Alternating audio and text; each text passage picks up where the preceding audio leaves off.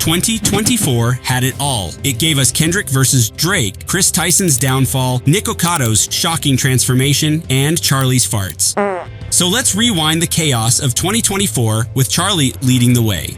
We kicked off the year with the news that Logan Paul finally said he was going to pay back the victims of CryptoZoo. Christmas miracles are real, folks. After the announcement, Logan's fans went after Charlie for calling him a scammer because, obviously, selling worthless NFTs isn't a scam. Brother, get off the stupid juice. He is literally paying people back for a scam he ran. He's not the good guy. He's doing the bare minimum. But let me make this clear. Anyone who gets paid back through this, it is a good thing. But there are some strings attached. The strings attached Charlie was talking about are here. This buyback is a way for me to make whole those who intended to play CryptoZoo. The buyback is not intended to compensate those who gambled on the crypto market and lost. In other words, fool you once, shame on you for trusting me. He's basically victim blaming them like, oh, hey, if you guys gambled on this, that's like your fault. Like, I can't control your stupid investment ideas. The year continued with upsetting news when Charlie reacted to what he called the saddest stream of all time, where a streamer invited one of his mods to hang out, only for her to set a $500 donation goal promising to kiss him if it was reached. Oh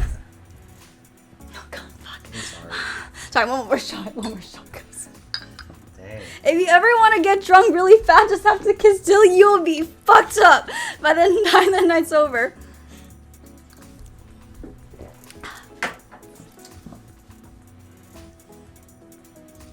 Alright, come on! Okay. I need to wash my mouth. If I was watching a hostage video where someone had kidnapped my grandmother, threatening to slit her throat unless I paid the ransom, I would honestly find that video to be less cruel and more humane than this Twitch stream I just watched. And just as we were getting over that, MatPat announced he's leaving YouTube after 13 years of theories in an emotional video. This has been a literal third of my life. And I'm gonna miss you.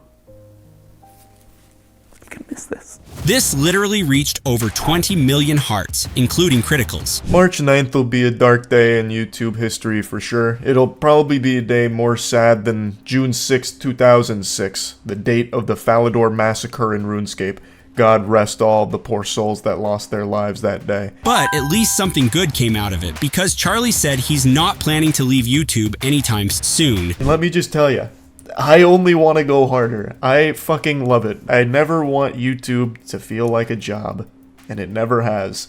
And I'll never let it feel like a job. January kept the surprises coming when Charlie apologized to Billy Mitchell for calling him a cheater after it was revealed that Billy used an emulator to fake his records. I'd like to start by addressing all of the individuals on Twitter that have been spamming me today demanding that I give Billy Mitchell an apology. This is my official response to all of you. Almost fell off the chair on the way down. Right after that, this apology became one of the most emotional in YouTube history, managing to pull it off without a ukulele, no less. But wait, can you imagine? Anyway, back to it, Charlie was obviously being sarcastic. After the ass talk, he explained that Twin Galaxies agreed to include Billy Mitchell's records in a historical archive without recognizing them as legitimate. February started strong with Charlie reacting to Aiden Ross paying $2 million to get Playboy Cardi on his live stream, only for Cardi to show up late, barely interact, and dip after a few minutes. Pretty much a scam. I got some cash for you. Yeah, a little gift from me to you. You know, it's a good amount of money in here. You know, it's a lot amount of money in here. I got you, bro. Thank you so much. It's a pleasure. Back to the studio. 2024 music.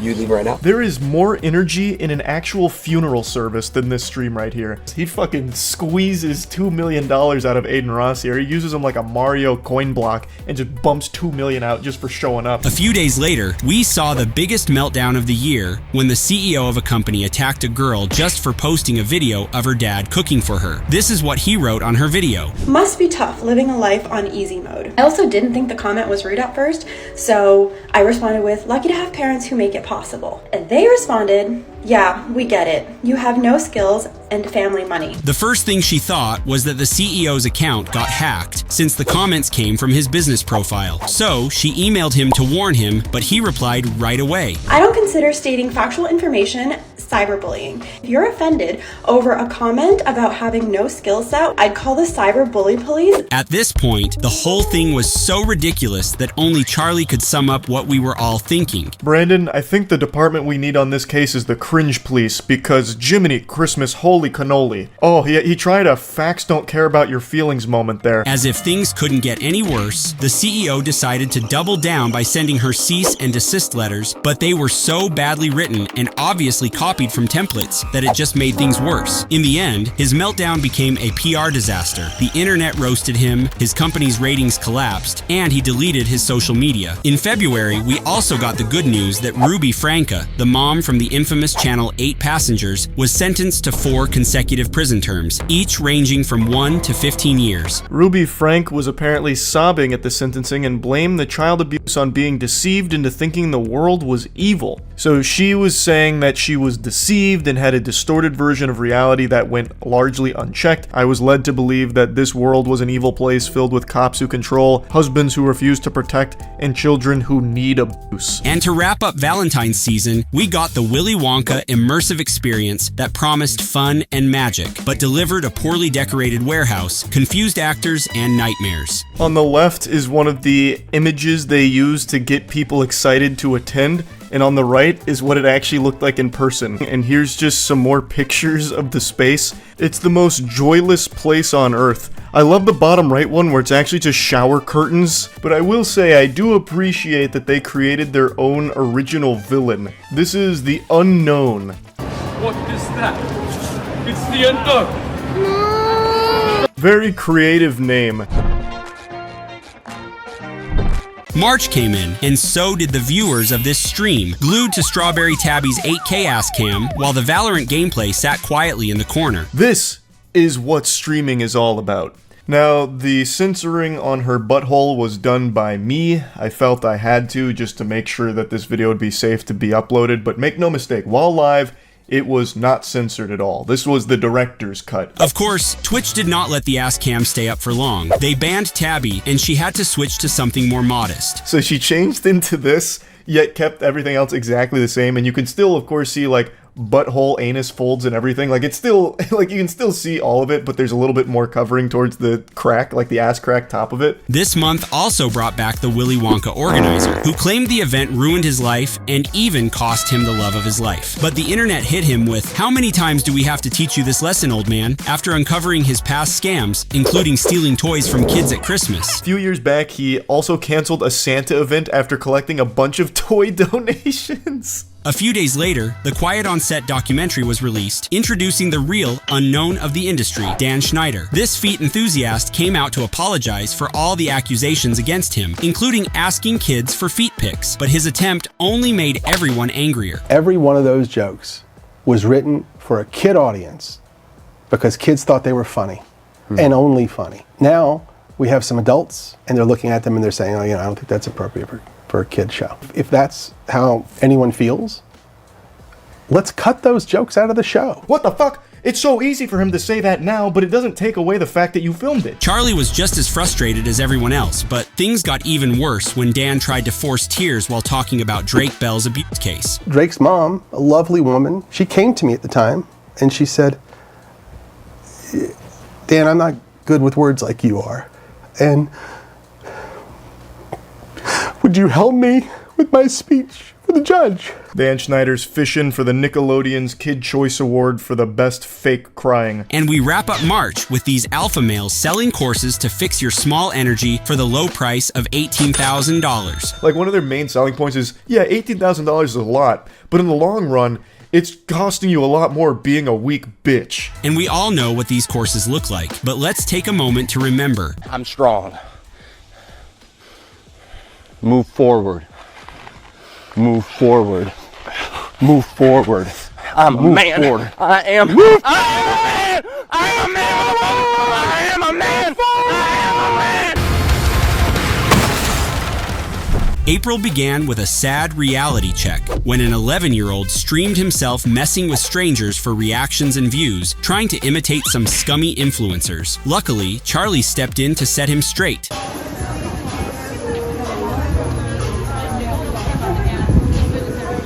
Put your hand in my food again, and I'm throwing all of your phones.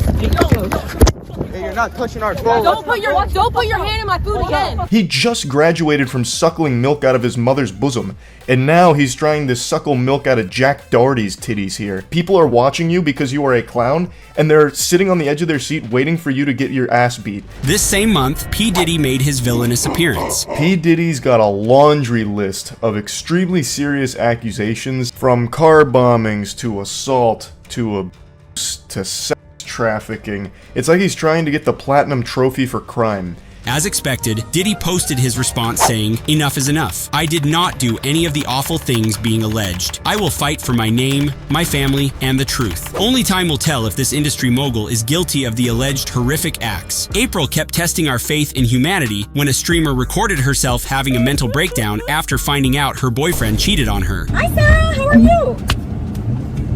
How are you, Sarah? Sarah, I'm sorry about this. Don't talk. Delete the number, please. What a fucking awful live stream. He's not a good guy, but he is still the victim of an assault. Talking about streaming crimes, Johnny Somali seemed to love getting beat up and arrested in foreign countries for being racist and misogynistic creep. Don't touch me, I'm from America. Don't touch me, I'm from America. Don't touch me. I'll slap that, I'll grab it too. Donald Trump told me grab it by the I'll grab that too. Stop playing with me, bitch. I'll grab you by the right here. A few moments later. I'm in the sidewalk. What the fuck? Okay, I'll go. What the fuck? Naturally, he became the target of the internet, with hundreds of videos tearing him apart, something he couldn't handle. He was threatening to sue YouTubers that made fun of him. He somehow thinks that this is a flex. He's trying to say it's defamation, libel, and slander, and that he's going to be issuing cease and desists. It's gonna feel so good spending your YouTube ad revenue on coke and hookers. Lastly, this month the YouTube channel Watcher announced they'll be retiring from YouTube, but unlike MatPat and his golden legacy, their decision was taken out of greed. I guess we just hope you guys follow us this one last time. 2, our very own independent streaming service, Watcher. You can become a member of Watcher for $5.99 a month or $59.99 a year. Of course, the community wasn't happy and made sure to let them know in the comments. This feels like a breakup, and the reason was you calling me broke. I'm proud of the community we fostered. Leaves community they fostered. So they're already making tons of money through their content. So they already have this, and now they have Watcher TV, which is another subscription service. Fortunately, after all the backlash and losing almost 100,000 subscribers, they've seemed to find reason again, finally apologizing and returning their content to YouTube. We messed up. May turned out to be one of the craziest months of the year, kicking off with JoJo Siwa doing what she calls dancing. This immediately made Charlie feel bad since he's been on a mission to find the worst dance moves, and JoJo just stole the joy of discovering the most terrible one. It's so awful.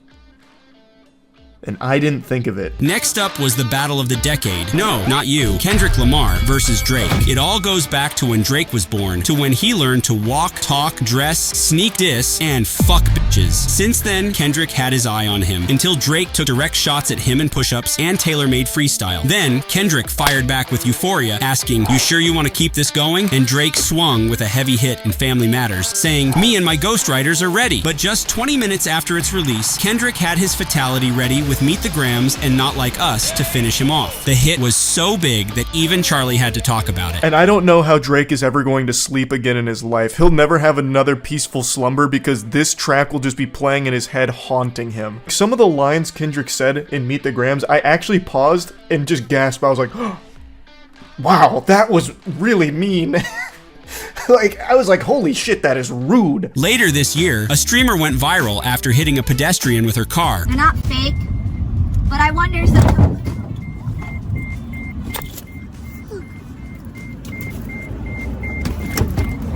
Oh my god, are you okay? No. What the fuck did you do? I didn't see her. Why are you not looking? I was looking. I didn't see you. What the fuck? All right, guys, here's your content for the day. Ah, yes, the content of hitting a pedestrian. Top shelf shit. Thanks for delivering that. On another occasion, the same woman was delivering groceries when her dog took a dump all over it.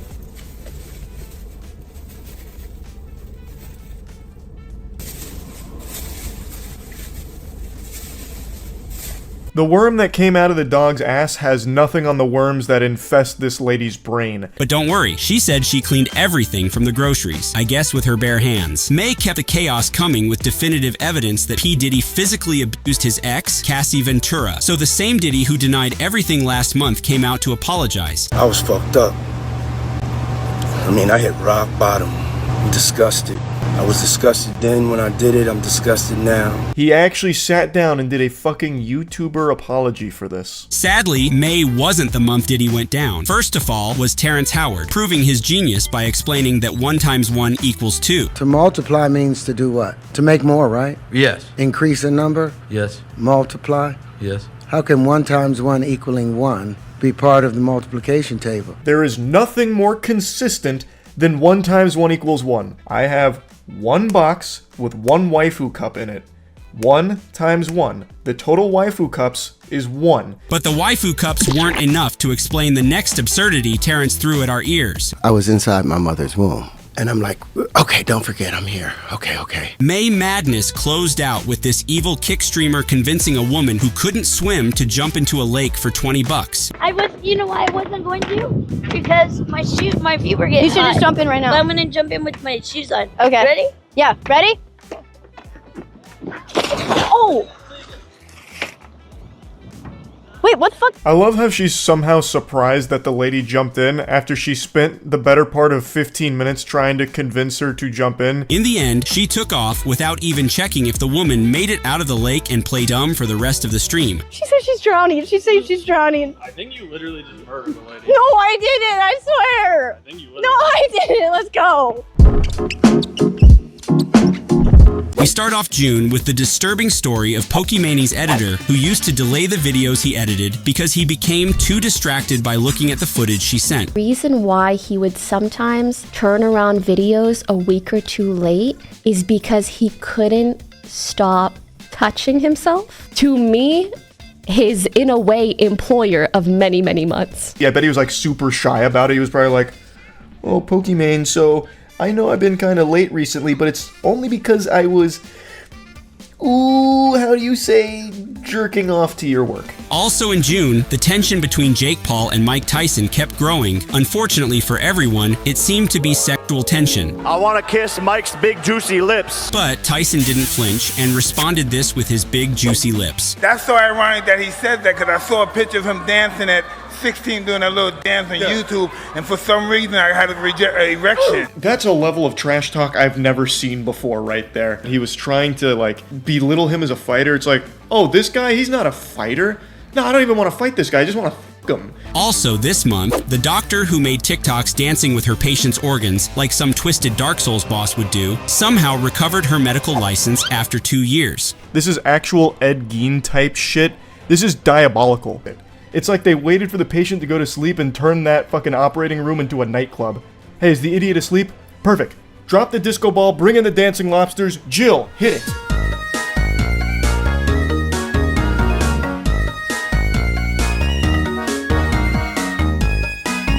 Later on, Gordon Ramsay reminded us the importance of using a helmet while cycling, and then proceeded to jump scare everyone by showing the bruise from an accident that nearly unlived him. Calling that a bruise is doing it a disservice.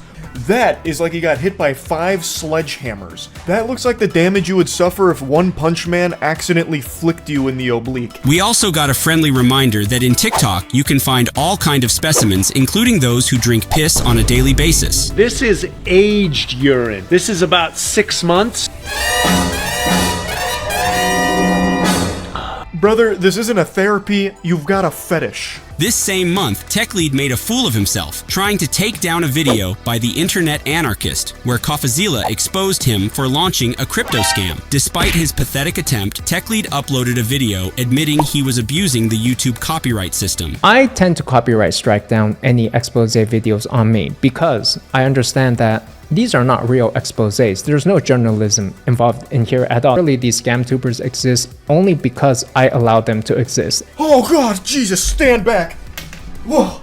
Whoa, this guy means business, holy shit! In the end, this galaxy brain move by tech lead backfired, and YouTube put the Internet Anarchists video back online. June also brought us the answer to one of the best kept, deepest, darkest secrets of Twitch history. The reason why Dr. Disrespect's channel was banned in the peak of his career. A former Twitch employee revealed it all in this tweet. He got banned because got caught sexting a minor in the then existing Twitch Whispers product. He was trying to meet up with her at TwitchCon. Of course, after this, Dr. Disrespect came out to defend himself. This has been settled, no wrongdoing was acknowledged, and they paid out the whole contract. This legally safe response made many fear the claims were true, and just 2 days later, Dr. Disrespect himself confirmed it. Were there Twitch Whisper messages with an individual minor back in 2017? The answer is yes. Were there real intentions behind these messages? The answer is absolutely no. Like, if any of you have watched To Catch a Predator, you'll recognize that tactic. Like, oh, no, I didn't mean any of that. I was actually just teaching them a lesson about talking to strangers and the dangers of it. And to close up June, the lolcow Boogie2988 scammed his followers by promoting a crypto scam called Fatty Coin, for which he received $10,000. True happiness comes from a goldfish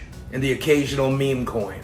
Fatty for life. According to him, it was all just a joke and wasn't even meant for his fans, but many of them trusted him and bought in anyway. He also said the money went to his cancer treatment, as if that justified scamming his audience. And he uses this as a shield, where it's like, it shouldn't be a problem that I scam people, because I need the money.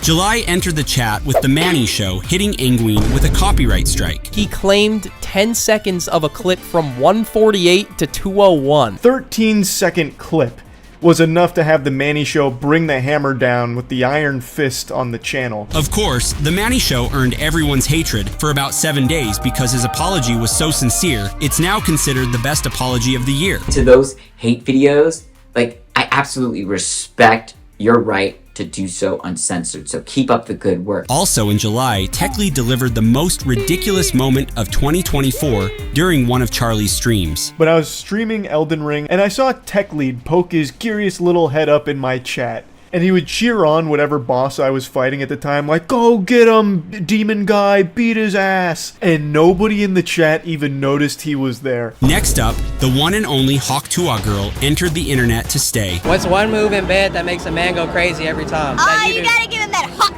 to and spit on that thing, you get me?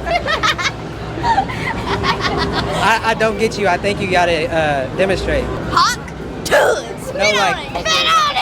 Right now, the Hawk2a girl is more popular than Jesus Christ. Only time will tell where the Hawk2a girl's journey ends, but in the meantime, here's Charlie's creepy smile, responsible for hundreds of deaths. I'm just pulling your leg. A smile's never killed anyone. Until now!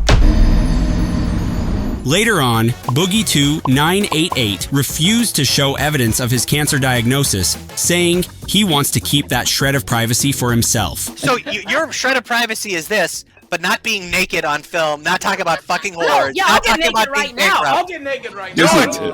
Take it off. Let's do it.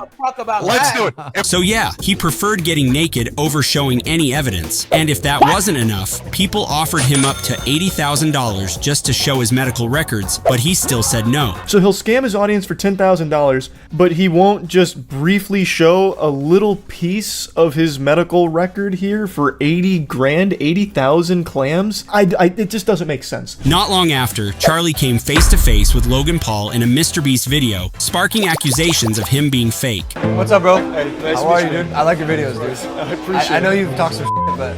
Everybody hates Logan Paul. Is everyone around Logan just a fucking idiot? I'm always super happy that people don't take it personally. I don't. Okay, I don't. thank God. I understand I'm a and I appear to be a bro. Good to see you, bro. And also, Prime's pretty fire. Thanks. I'm not allowed to say it on camera. I get it, bro. I get it, bro. Basically, Twitter people expected Charlie to spit in Logan Paul's face, but instead, he gave Prime a compliment, and it blew their minds. I've never shit on Prime. I've actually only ever talked positively about it on stream or in videos. But that wasn't the only issue. Another big complaint was that Charlie didn't confront Logan about his lawsuit against CoffeeZilla, so he cleared the issue. This was filmed a month or so ago, a little over a month ago now. Since then, he is now apparently suing CoffeeZilla, but when this was filmed, that wasn't happening. July wasn't slowing down and brought the Cody Ko case, which exploded after years of Tana Mongjo claiming Cody was with her when she was underage, but no one took her seriously. I hooked up with Cody Ko when I was 17 and he was 25. Yeah, it happened. I'm just going to go ahead and explain this. 17 is less than 18. Thus, that is below the age of consent and is a crime. It was thanks to D'Angelo Wallace this case finally gained some exposition. In his video, he compiled past clips related to the case, including one that became the final nail in Cody's coffin. She claims that not only were you fully aware of her age at the time, but someone even tried to stop you and you went ahead anyway. One time, I told a guy, I saw him making out with a girl at a party who was underage, and I pulled him aside and I was like, hey man, you probably don't know, I know she like looks a little older, she's underage, watch it. And he was like, oh my god, thank you for telling me. And then he turned that. Due to Cody's lack of response and his separation from his podcast, the internet assumed the case was true, costing him his reputation and 500,000 subscribers. Also, in mid-2024, the MrBeast downfall began when Ava Chris Tyson faced allegations of grooming, with tons of evidence surfacing. Some of them were just public tweets right under everyone's nose. So, Ava Tyson was an adult at this point, Lava was a child. And saying things like, I posted some fire nudes for you, please no share, and then other shit like, but not $5, pathetic JK kissy face. Also, some tweets of him supporting Shadman, an artist who drew CP, resurfaced. But she didn't just support him, she actually bought one of his pieces. There's a clip from a MrBeast video where there is Shadman art hanging on the wall, belonging to Ava Tyson. And the controversy only grew when a video of Ava surfaced, where she shared a link that led to Janet McCurdy news. The link's in the description if you want to see them. I mean, I'm not endorsing people to go look at somebody else's private business, but I know that, you know, people might want to see them, so it's there if you want it. After all these accusations, Tyson apologized and decided to leave MrBeast crew to focus on her family, but not without first shed light on the fact that she didn't groom anyone. Going further, there's an apology about unacceptable social media posts and then saying that it was edgy jokes and that it was unacceptable humor, that it's like a thing of the past. I just don't think you can write off a lot of those social media posts as edgy jokes or edgy humor when you actually owned art from an artist who draws child porn. To close out July, Charlie's debate with Sneeko led to Critical's supposed retirement from the internet after his take on early age gender transition was completely rejected by the audience. Do you believe that somebody can go through hormone therapy? Can they change their gender if they're a child? I think that's totally fine as long as everyone is consenting, as you agree with. Okay. Strangely, Charlie got way more backlash than Sneeko, who argued this nonsense. I said the age of driving should be the same as the age of consent. The issue escalated when Charlie announced he was leaving the official podcast, making people put two and two together and assume Critical was quitting the internet for good over the debate controversy. That's when Charlie stepped in to clear up the whole mess. I didn't know I was retiring. That's news to me. I'm as shocked as all of you are. So to set the record straight, no, I'm not retiring, despite what the experts are telling you. All I did was walk away from a couple of projects. Then he explained his stance in the debate against Sneeko. Is it okay if a 9-year-old goes to a doctor and gets their cut off right then and there? And when posed with that question, I replied with yes. I thought he was talking in hyperbole. I had no idea that any living, breathing human being actually thought that that's how transitioning works. In the end, Charlie didn't quit the internet, but he did step away from internet drama, making this announcement. As hard as it is for me to admit this, a lot of this kind of stuff, it has just started to feel like less fun and more of, well, gotta do this because I'm expected to. So I definitely think I'll be slowing down on covering internet-related drama or like drama in general.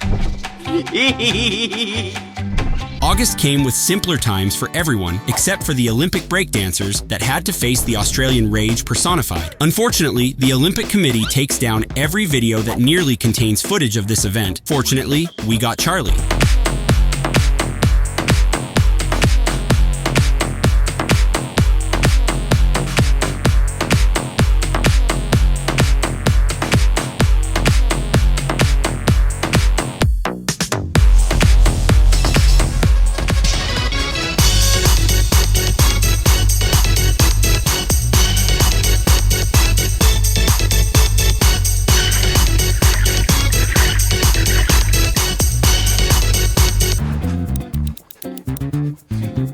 We craft our way into September with the first trailer for the Minecraft movie. So, Jack Black plays Steve. This is Steve.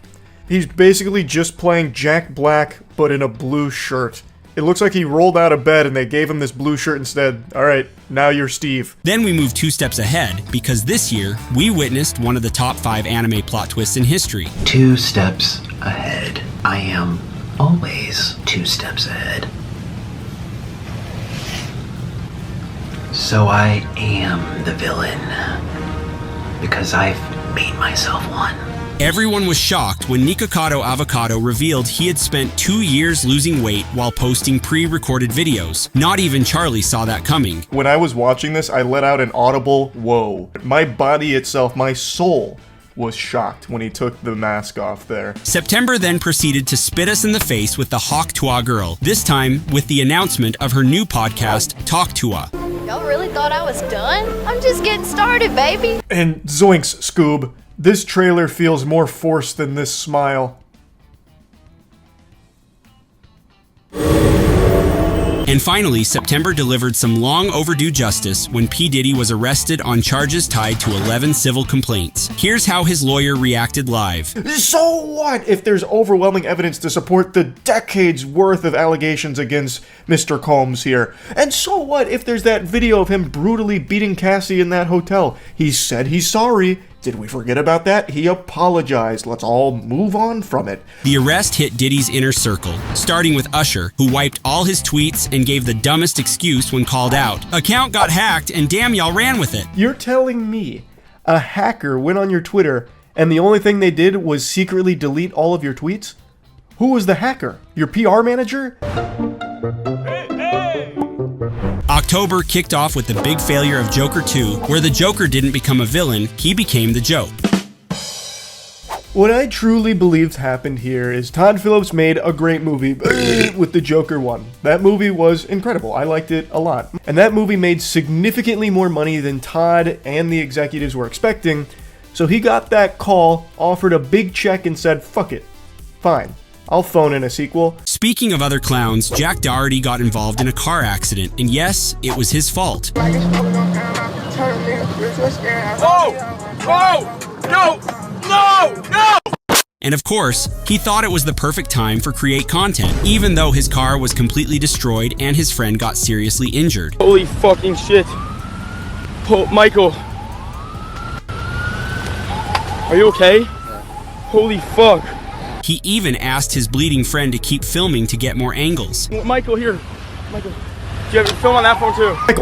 Michael, shake it off for a second. Look, I know you might have a concussion. I know you're bleeding all over the place, but you have to remember, we're in the middle of content right now. So I'm gonna need you to get your act together, rub some dirt in it, and double fist these phones and film me, okay? At least his stupidity had consequences, as Kik banned him for good. Also, this month, the high score Houdini, Billy Mitchell, has been on trial against Carl Jobst, and Charlie was called to be a witness. When I was cross-examined, they used my videos. I don't really know why. They played, I think it was 32 seconds, and it's where I stand on my chair and I fart into the mic. Actual fart evidence. October also brought the impact of Hurricane Milton, along with the heartbreaking story of a dog abandoned to its fate and chained in rising waters. When the owner was caught, he claimed he left the dog there because he was escaping Milton and had nowhere else to leave it. Apparently, he was trying to get rid of this dog for quite a long period of time, and then decided, Eureka, this is the moment. Hurricane Milton can kill it. What kind of psychopath? Moving to a more enjoyable story, Charlie has been doing some impressive things lately, like finding a way to dominate cockroaches. I am the lord of the cockroaches. Ooh,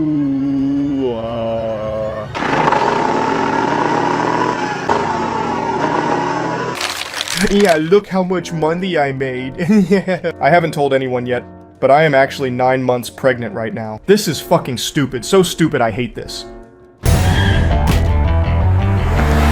November rained tears over Peanut the squirrel and Fred the raccoon, who were taken from his owner and euthanized by NYC authorities after a false rabies claim. He never, had a permit to own Peanut or Fred the raccoon. and a bunch of anonymous weirdo losers on Instagram reported him to the DEC, who showed up with like 6 officials. Like, they had fucking 6 officers deep in there, like they're about to arrest Cobra Commander, and they took Fred and Peanut and then killed them. November also brought back Johnny Somali, who hit a new low in South Korea by disrespecting a monument to sexual slavery victims, sparking outrage. Locals even put a $770 bounty on his whereabouts, ensuring he couldn't go far without facing a well-earned beating. What do you got? Oh! What's up? 때렸다. 야, 앵크. But that's not all. For now, he's still under investigation for drug use and assault, facing up to 10 years in prison. Do the world a favor, lock him the fuck up. Please, Jesus. I mean, it's for his own safety, really. And finally, the day came, the fight of the year, Tyson versus Logan. And as every reasonable mind predicted, it sucked. But it didn't just suck as trash content, it sucked even in streaming quality. Tyson had more resolution in 1987's Punch-Out than this Netflix broadcast. After months of speculation and a super lame fight, now we know that a 27 young adult beats a 60-year-old man. Who would have guessed? Not only was there no knockouts, there was no anything worthwhile. As I said from the beginning, this is just a cash grab. It is 2 athletes getting a payday. Now we just have to wait and see who Jake's next opponent will be. He's already booked his next fight against Joe Biden and then his following fight against Jimmy Carter. Next up, the pathetic Jack Doherty resurfaced, so desperate for cash after being banned from Kick that he launched McLaren Coin, referencing his car crash. Yeah, I'm buying a meme coin. I know which one I'm buying. I'm dropping a bag on it, and we're all getting rich together, guys. I'm not selling until it's at 100 million market cap. The guy literally streamed himself scamming his followers, but it was so pathetic, he barely bought his own coin. I'm buying McLaren coin. All right, let's go. I just bought 5 Sol.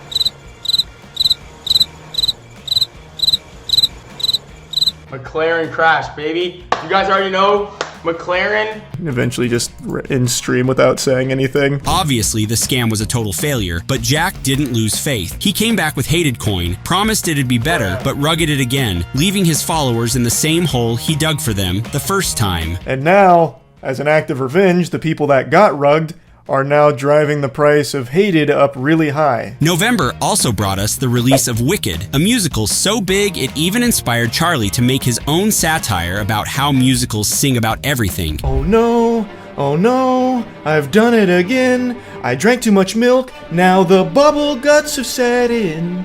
I bloat from lactose, now I don't know where to go. Well, what about Oz? What about him? Maybe he'll help. No, he cannot. My enzymatic processes are shot. And to wrap up November, a streamer took the Sugar Daddy game to the next level, using him not just for money, but as a prop to showcase in front of her audience. Okay, let's get that in the spot. Let's do it? Really, Smith? I'll be right back. Dude in the background knows this is a bunch of barnacles. His expression really sums it all up. It's so fucking weird.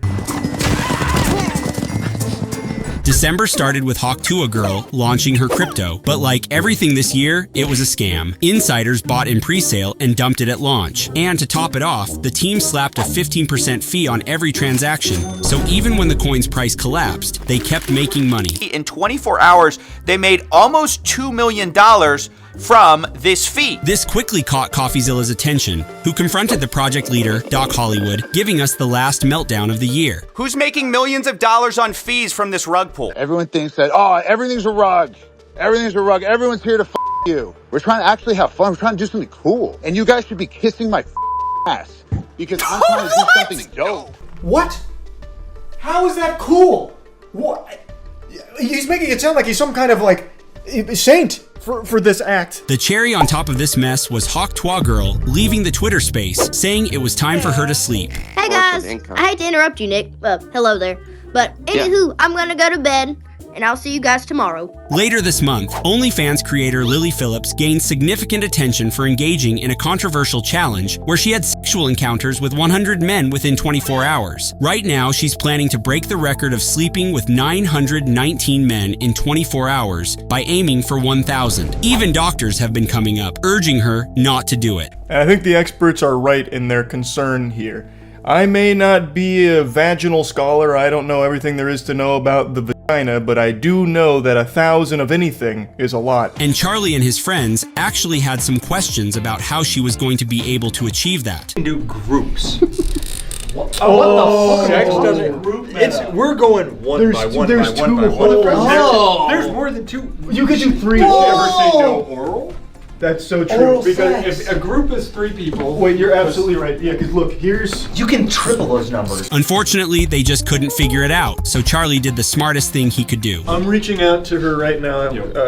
I'm saying, is 1,000 men in 24 hours real? What's your strategy? The math doesn't make sense if it's to completion. I have a ton of questions if you're up to answer. A few moments later. She actually got back to me. A lot of people have been wondering, did she respond? And the answer is yes. So now, we just have to wait. Let's jump to December 4th, 2024 at exactly 6:44 a.m. The CEO of United Day's insurance division, Brian Thompson, was on his way to a meeting in NY when a hooded man walked up behind him and shot him 3 times. Then he calmly walked away. The public's reaction to this killing was surprisingly positive. Many saw the shooter as a hero and Brian as a villain. The reason? Police found a manifesto where he wrote, "Frankly, these parasites simply had it coming." A reminder, the US has the #1 most expensive healthcare system in the world, yet we rank roughly number 42 in life expectancy. Police also found 3 bullets at the crime scene, and they each had a word on it: delay, deny, defend. The tactics insurers use to avoid paying claims. The shooter was making a clear critique of the insurance system. A couple days later, police managed to capture him, 26 years old Luigi Mangione, eating in a McDonald's in Pennsylvania. Here's a nice little graph that helps showcase how efficient these health insurance providers have become at denying your claims.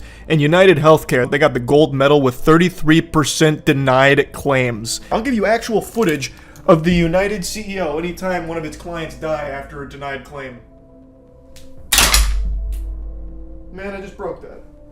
After these events happened, the current CEO of United Healthcare, Andrew Whitty, made a statement defending the company and Brian's legacy. The health system needs a company like United Health Group, and it needs people like Brian within it. It's honestly like almost a threat that they have plenty of other people like Brian in the company that are as inspired as Brian and focusing on what Brian was focusing on, which is clearly the profits in the company and denying more claims so they can make more money. And speaking of villains, Jay-Z has been accused of raping a 13-year-old girl at an MTV VMAs afterparty hosted by P. Diddy in 2000. According to the suit, she recalls accepting a drink from a waitress that made her feel woozy and lightheaded before she says she was raped by Jay-Z and then Combs in a bedroom as an unnamed female celebrity watched. Jay-Z has strongly denied the allegations, calling them false, and accusing attorney Tony Busby of trying to extort him. The lawyer, Tony Busby, he's not squeaky clean. He actually did get sued not too long ago for an alleged assault on a former client, and then got sued again for extortion. And I do want to just say, I still don't believe Jay-Z is innocent of, like, wrongdoing. Next up, the honey scam. Wait, you again. Well, it seems Hawk Tua girl finally woke up from her 3-week nap and decided to address her rug pull scam with this tweet. "I take this situation extremely seriously. I am committed to assisting the legal team representing the individuals impacted." She's gonna get to the bottom of what happened here, because it's a mystery to all of us. There's been a lawsuit filed as a result of the Hawk meme coin rug pull, so she is now definitely in a crisis mode. We're gonna get to the Hawk trutha about this crypto scam. And now, without further interruptions, let's finally dive into the honey scandal exposed by Megalag. The browser extension that supposedly saved you money was revealed to be hijacking affiliate links and stealing commissions from content creators. Once honey popped up, watch what happened to Linus's affiliate cookie after we clicked apply discounts. You see that?